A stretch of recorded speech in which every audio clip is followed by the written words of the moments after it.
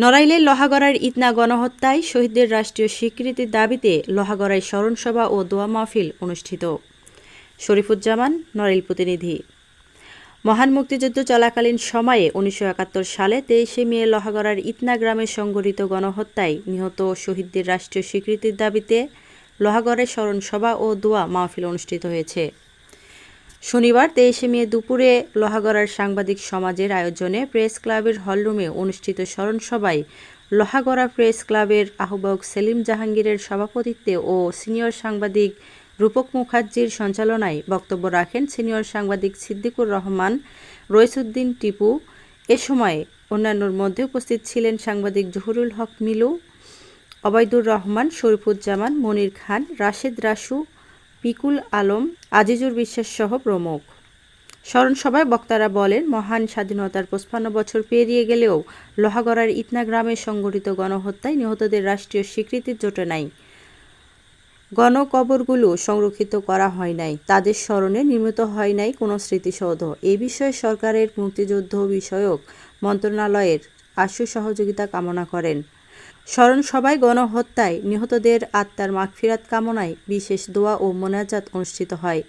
মোনাজাত পরিচালনা করেন গোলাম কিবরিয়া মোল্লা।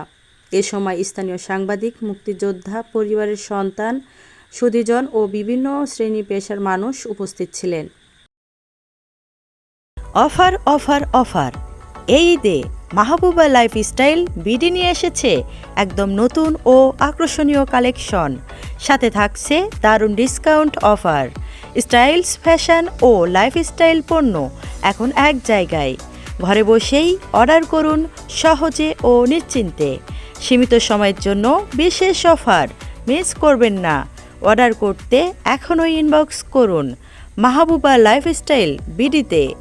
আপনার লাইফস্টাইল তাদের আত্মার মাগফিরাত কামনা করছি এবং বর্তমান সরকারের কাছে মুক্তিযোদ্ধা মন্ত্রণালয়ের যে মন্ত্রী রয়েছেন তাদের কাছে আমাদের উদাত্ত আহ্বান, আপনারা দ্রুততম সময়ের ভিতর যাচাই বাছাই করে এই 39টি পরিবারকে শহীদ পরিবারের স্বীকৃতি দিতে হবে।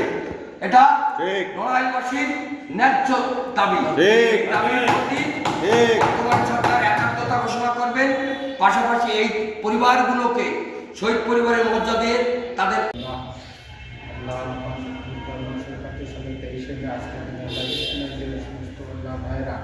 আল্লাহ তাজা রক্ত দিয়ে তাদের উৎসর্গ দিয়ে আল্লাহ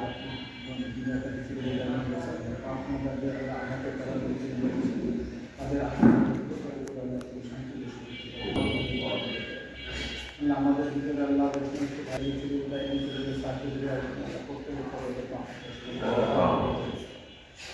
আল্লাহ আজকে আমরা যে উদ্দেশ্যে ভালোবাসি